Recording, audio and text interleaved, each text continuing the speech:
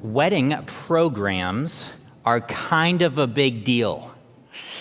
You better have a precious piece of cardstock to print out the outline of events for that wedding, or it better be on brand for the couple.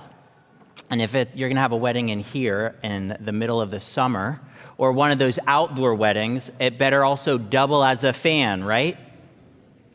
There are two other wedding program trends I saw for 2025. I hope they're not too widespread, at least yet. One is the wedding program newspaper, where the whole wedding program is like printed as if it's a tabloid, walking you through the life of the two to be wed. And the other is, and I kid you not, plantable programs. Biodegradable paper that you can plant into the ground that is infused with wildflower seeds so that you can just watch the love of that couple sprout after the wedding. Oftentimes in a wedding program, we see the word homily, right, which is really just a fancy word for sermon. And homily is also the root word for homiletics, which is simply what we're doing right now, the act or the practice of studying for, crafting, and delivering a sermon. You see, preaching is not only to inform the head. It's not simply about truth, but it's also how that truth ought to impact our lives. If it stops with just head knowledge, then that's teaching. Preaching is directed at the will. Simply stated, it seeks to help us be transformed by God's word into God's likeness, how it impacts what we believe, how it impacts how we act. And last week, Zeb reminded us that the book of Deuteronomy, which we've been working through, is simply Moses preaching to the Israelites. In chapter 12, what Mike read for us earlier really is a beginning of a transition in the sermon of Deuteronomy. We see Moses transitioning from more of the history and the high theological truths, or last week, Moses setting before the blessing and the curses of the Lord, a shift to the how. How ought they to live in this land that they're about to go over? You see, it's really Deuteronomy 12 and 13 is a whole lot of application for the Israelites. And so if we're to summarize everything that we just read in one word, it's a word we love to use a whole lot around here, it's the word wholehearted. And Moses lists a whole lot of do's and don'ts for God's people in this morning's passage. Take a look down at chapter 12, verse 4 and 5. These are really the two bottom line points that outline, if you will, for this morning. 4 and 5. You shall not worship the Lord your God in that way. 1. But you shall seek the place that the Lord your God will choose of all your tribes to put his name and make his habitation there. So our basic outline this morning is pretty simple and straightforward. How not to worship God. And then secondly, how to worship God. Now for the theology nerds in there, if you're want to scratch the itch about regulatory or normative principle, I'm not sure that's the primary thrust of this text, but we can talk after. But with that, let's dive in first. How not to worship God. We see in the how not to 4 things that God commands the people to destroy. Right out the gate in chapter 12, verse 2, God tells the Israelites when they go in, they shall surely destroy all the places where the nations have served their gods, the mountains, the hills, under every green tree. And catch this, he starts listing verbs. You shall destroy, you shall tear down their altars, you shall dash in pieces their pillars, you shall burn their Asherim. You shall chop down the carved image, and just to make a nice bookend, you shall destroy. 6 verbs. This is all-out war against the evil pagan gods that the people of Israel are going into the promised land to dispossess and take over. You see, the scope is comprehensive. All of the places, they need to do this on the high mountains, plural, on the hills, under every green tree. You see, the pagan worshipers, they had co-opted, or they had taken all of these places that the Lord had created and turned them around for the exact opposite purpose, to worship false gods.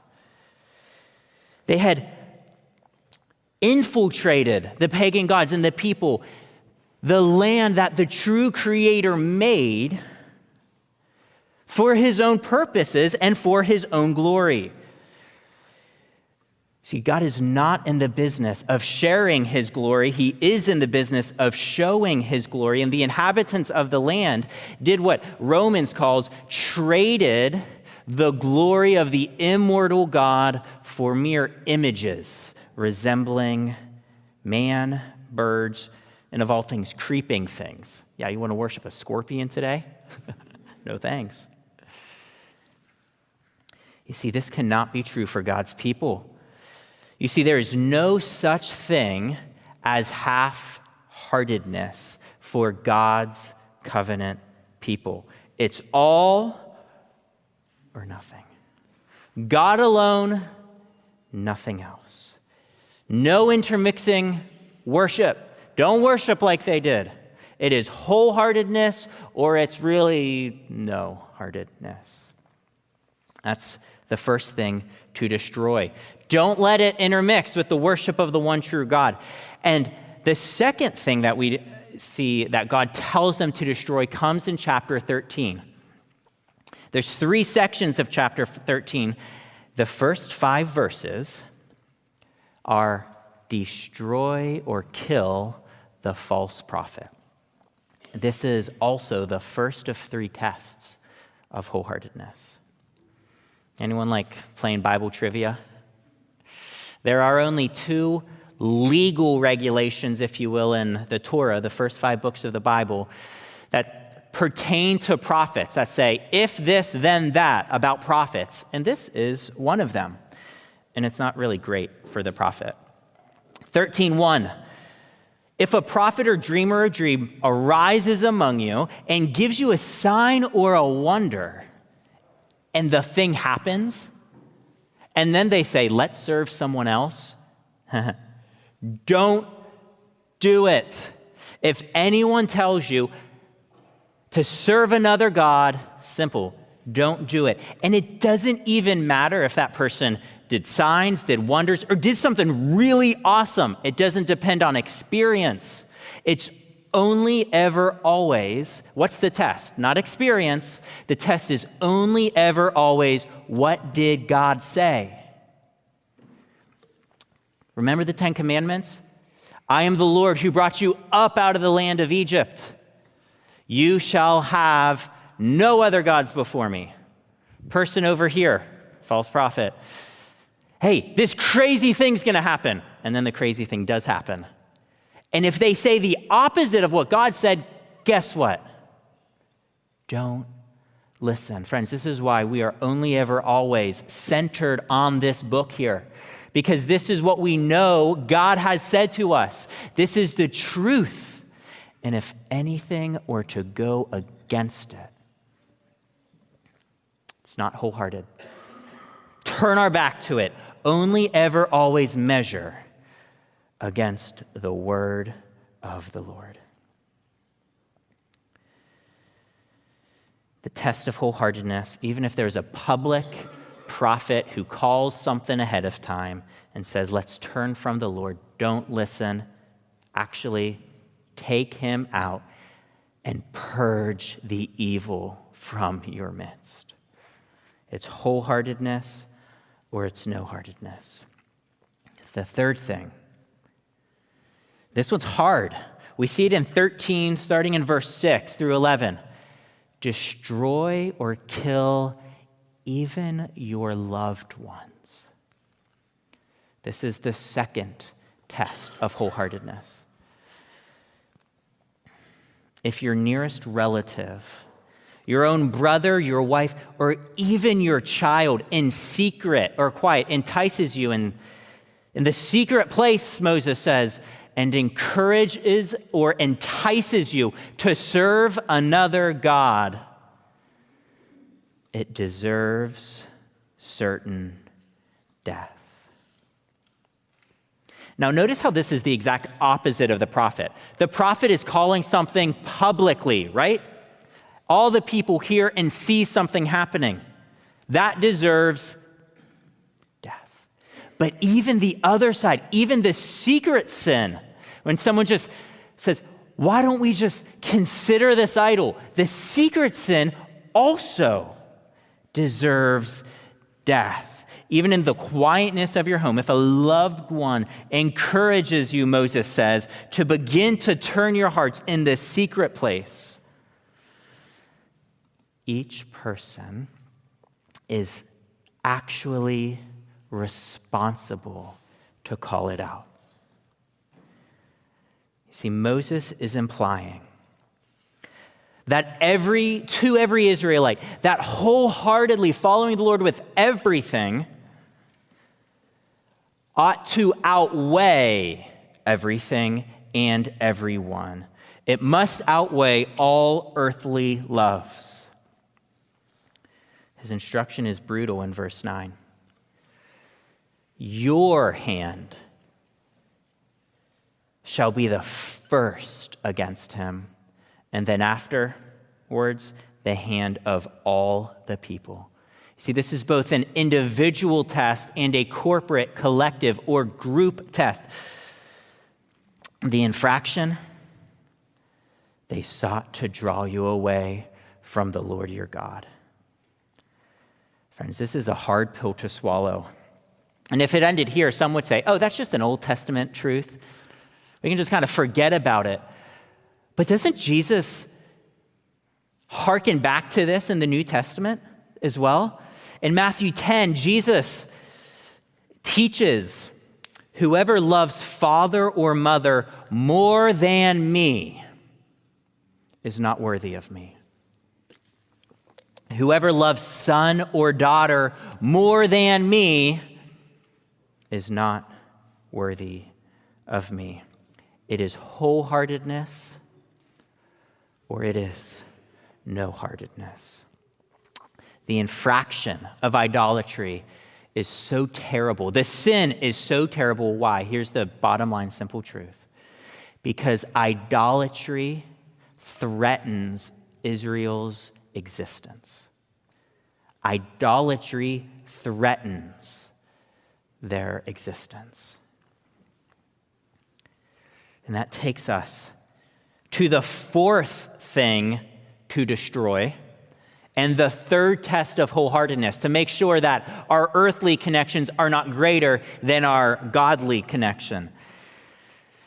In chapter 13, 12 to 18, we see the destroy the city test. Moses tells the people in Israel, if the whole city dwelling in the land that God has sovereignly given to them and freely given to them turns against the Lord who gave it to them, destroy it. Completely, totally burn it, and don't let the devoted things stick to your hands. Don't even touch the spoil. It sounds a whole lot like what Israel's about to go do in Canaan, doesn't it? They're about to wipe it out, wipe out the paganism. Except in this case, it ought not to even be rebuilt. And the words are striking. Moses tells the people that the burning of that city would be like a burnt offering going up to the Lord. This is honestly a difficult truth, isn't it? To know that there are people, and even this March 1st, this weekend, that there would be people in that city who would be killed. If you're wrestling with that truth this morning, we're not going to deal with it because Zeb dealt with it 2 or 3 weeks ago. I encourage you to go to our website and check out the sermons page on Deuteronomy 7. A sermon entitled, A Chosen People and a Consuming Fire. Why is this destruction okay? But let me illustrate it this way. Question: if you are married this morning, will you allow anyone or anything to begin to win your heart and your affection more than your spouse? What kind of person would you be if we did? Question for all of us. If we saw anyone or anything beginning to cause friction in a relationship, or someone pulling the affection away from a husband or from a wife, what would we do? Would we sit around and just be like, oh yeah, that's nice, and watch that marriage covenant begin to degrade and erode? I sure hope not. Because anything or anyone that begins to threaten the most treasured of earthly relationships, anything that negatively impacts the marriage covenant must be dealt with. And it's not like, I'll put that on the laundry list to get to next week. No. It must be dealt with quickly and decisively, shouldn't it? Because pornography, emotional connection with somebody else, love of work, even love of children, those things are going to threaten it as time goes on. They're threats that must be dealt with. Why? Because they threaten the very covenant. And allowed to fester, they will just grow and grow and grow. It must be all-out war, shouldn't it? Because the very covenant that stands there is being threatened. That is kind of what's going on here in Deuteronomy 12 and 13. No idolatry, Israel, because it threatens you and who you are. You can't allow any of it. Because there can be no idolatry in a covenant relationship. Drastic consequences require drastic measures. And it's such a slippery slope because it threatens not only their covenant relationship, but if God's people begin to allow the seeds of this grow, kind of like that marriage program, if they allow it to grow, they run the risk of provoking God himself to anger. The last few verses of chapter 12 give us a hint. 12:29 to 32. God tells them, don't even think about how the nations served those pagan gods. Don't even try to learn about it. Wipe it out. Because what's going to happen is it'll seed and it'll grow and it'll grow. Much like the writers of Romans writes, don't even think about how to satisfy the desires of the sinful flesh. Let me just pause here. We all struggle with different things, don't we? But what is one way that you and I think about how to gratify our sinful desires? What's one way? The writer of Romans in Romans 13 says, don't even think about it. And that's the truth that's echoed here in Deuteronomy. Make no provisions, none, no foothold for sinful desires. Because as you do, they will grow and you will be led astray. And the warning culminates in chapter 12, verse 31. These wicked nations that serve these false gods have done every abominable thing that the Lord hates. They have done for their God.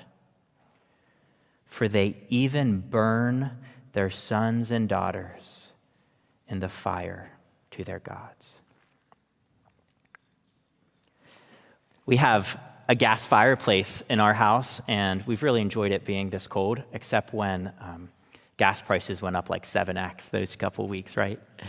And it's one of those gas fireplaces that you need two hands. You have to push in the supply line, and it's not a battery-powered igniter. It's one of those ones you have to like push with 10 pounds of force. Some of you know what I mean. So you have to press the supply line, and then you have to push the igniter, real difficult. It's almost impossible to do with one hand because you either press the igniter and let go of the supply line, or you do the opposite.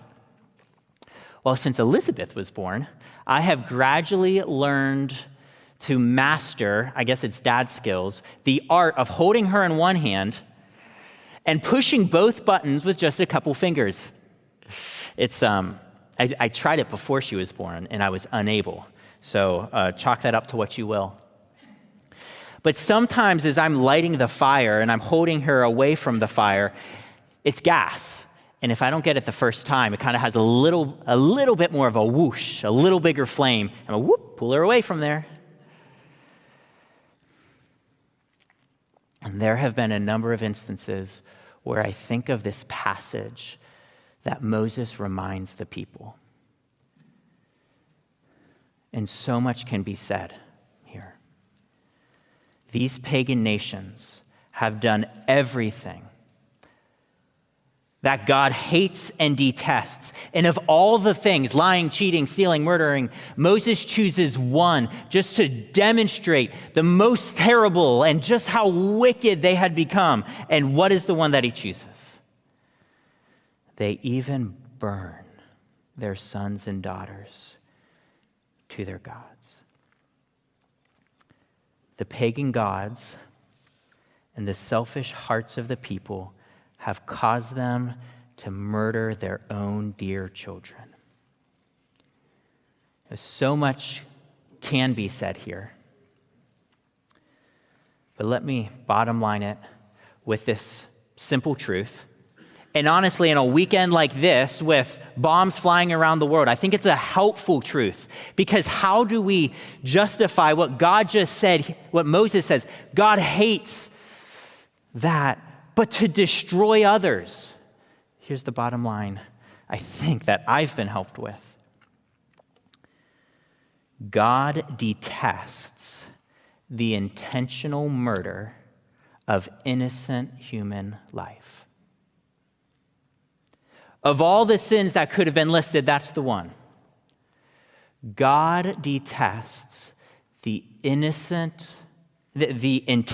murder of innocent human life. They sacrificed their own children for their own selfish desires, wants, and intentions. And so, thousands of years later, it still remains. Friends, it is such a slippery slope when we allow the seeds of idolatry and the seeds of sin to begin, and we don't yank it out when it first sprouts. How are we, Christ Fellowship Church, protecting ourselves? How are we protecting our families, our church, our society as we wholeheartedly follow the Lord? Are there these little things we're willing to say, you know what, I'm willing to overlook this one? Or are we saying, no, it's going to be hard, but it's worth pulling that out? Because we ought not, the Israelites ought not to worship the Lord in that way of the pagans. The stakes are high because there can be no idolatry in a covenant relationship. It is wholeheartedness or no-heartedness. We see the converse here as well. Let's look back to 12:4 and 5. Again, just the high-level outline, if you will. 12:4. You shall not worship the Lord your God in that way, how the pagans do it. Don't do it. Deal with it. But you shall seek the place that the Lord your God will choose out of all your tribes to put his name and make his habitation there. Throughout chapter 12, there is a whole lot of talk about the word place. And there were two places in view here. One, in the general place of Israel, the land, the inheritance that the people were going to be living in. And then we also saw the place where the Lord will make his name to dwell. The people are going to the land in general. This is their inheritance. 12:9 tells them that they're coming to the rest and to the inheritance that the Lord your God is giving you. Friends, this is the promised land. They're about to make it over. This is the good land, a sweet land, a blessed land where they can have rest and where they can also have freedom. You see, I'm tempted, if this were a youth group, I would say, raise your hand if you got lost in all of the offerings and sacrifices when we were reading today. But it's not youth group, so we're not going to. It was kind of easy to get lost, and you can sacrifice this and do this here, but don't do that there. Here's a brief summary of all that we read there.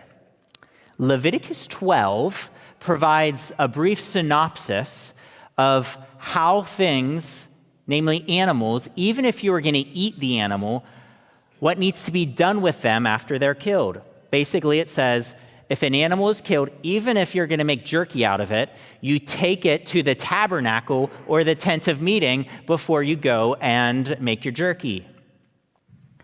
Now, imagine that's you and you're thinking, oh my, when I go over to this land and I want to have chicken noodle soup this week, and I have to put the chicken in the car, drive down to Washington, D.C., and drive all the way back, I'm probably not going to be eating chicken noodle soup this week. It's going to spoil. And so here we actually see the great grace in some of God's rules here. And Moses tells the people there's freedom and rest here in Deuteronomy 12 because he's telling them that they can simply eat meat. They don't have to bring it to the temple. They don't have to bring it to the tabernacle. Just enjoy the meat. Enjoy the fruit of the land. It's really going to be a land of freedom and of blessing. See, so often people view God's rules and regulations as restrictive. But when we live in them as all they are intended to be, it's actually the opposite. The people can simply eat meat, a luxury in that day. So the psalmist writes, the laws of the Lord are perfect. It is because of his rules and regulations that enable freedom and it unlocks joy for the people. Moses tells the people when they're eating meat in their towns to rejoice. In 12:18, you shall rejoice before the Lord your God in all that you undertake. You can rejoice. There's only one exception to the slaughter of animals, and that is if it is going to be an offering. In that case, the people are to take that offering, to the place where God is going to make his name to dwell, where he's going to put his name, where he will make his habitation. 12:5. But you shall seek the place that the Lord your God will choose out of all your tribes to put his name and make his habitation there. There you shall go, and there you shall bring your burnt offerings and your sacrifices, your tithes and your contributions that you present, your vow offerings, your free will offerings, and the firstborn of your herd and your flock. By the way, this is a comprehensive list of all of the offerings and sacrifices in the Old Testament. Guess what? Wholehearted, all of them. Where are you supposed to take them? To the place that God's presence is going to be. Wholehearted worship comes from people who offer everything that they have and everything that they are to the God who has given all of it to them. And the fact that God is choosing a place for his name to dwell, for him to be worshiped, shows us two very powerful things. The first is that it is God's right to give the land. He made it, after all, so he can sovereignly give it to his covenant people, can't he? He knows all of the earth. All of it is his and the abundance therein. And I don't know about you, Christian, but this weekend, you can hold on to the truth that there is not one speckle of dust on planet Earth, and there's not one drop of water that floats boats that is not his and that he's not sovereign over. He's choosing a place for his name to dwell there in the land of Israel because it's his to give. And so it remains even to this day. Secondly, and this is even more encouraging and more joyful, the fact that God is choosing a place for his name to dwell proves to you, Christian, that he is a relational God, that he wants people to know what he is like, that he wants people to see what happens when he is present. He's not like the Greek gods on the pinnacle of Mount Olympus that no one ever climbs, or like Poseidon in that palace in the bottom of the sea. He's not like the Norse gods who are just stuck in another dimension. He's not like Hindu gods on a shelf collecting dust. He's not like the deist god flipping the channel on TV and his lazy boy. No. This is the creator of all, who holds it all together by the power of his will, who crafted every single one of you in his very own image. And the fact that he's putting his name in a place in the temple in Old Testament times ultimately is proving that God wants his people to encounter him. And here in Deuteronomy 12, God is not generally commanding the people to go into the land in general, but he's telling them to seek the specific place where he's going to make his name to dwell. And ultimately, where is that? Ultimately in Jerusalem, and more specifically, it will be in the temple. Do you know what, at the end of the day, the temple really is? It's God's encounter house, where people can encounter him, where not only Israel, but foreigners and even sojourners can see what God Most High is like. The place where people will continue to offer their sacrifices. The place where they will continue to grow in relationship with the one true God. And again, Moses calls the people to rejoice in 12:12 and also in 12:7. Whenever they go to this special encounter house, to the place where God will choose to make his name to dwell there, there you shall eat before the Lord your God, and you shall rejoice, you and your households, in all that you undertake, in which the Lord has blessed you. Because not only is he blessing you with food and freedom and joy, he's blessing you with his very own self, with his presence. And that presence ought to bring up in us great joy. And there's a command here that the people cannot take their sacrifices anywhere else. They can only bring their sacrifices and their offerings to this place where God is making his name to dwell. Students, imagine it's Valentine's Day. I just got like a couple like side eyes. Imagine it's Valentine's Day and you finally have the special date with your crush. This isn't next year, it's 15 years from now, by the way. And you do whatever, and you go to the fancy restaurant with the candles, and you're sitting there, and you get there early, 20 minutes early. Oh, maybe they'll come 10 minutes early and just show how excited they are. 10 minutes passes, 7 o'clock passes, and finally you realize you've been stood up. You go home like this, and you bring up enough guts to text them and say, hey, are you okay? You really just want to know why they didn't show up. And they respond, oh, I planned another date. Ouch. There's a sense in which that rejection is kind of like what God is, kind of like the Israelites not bringing their offerings where God told them to go, isn't it?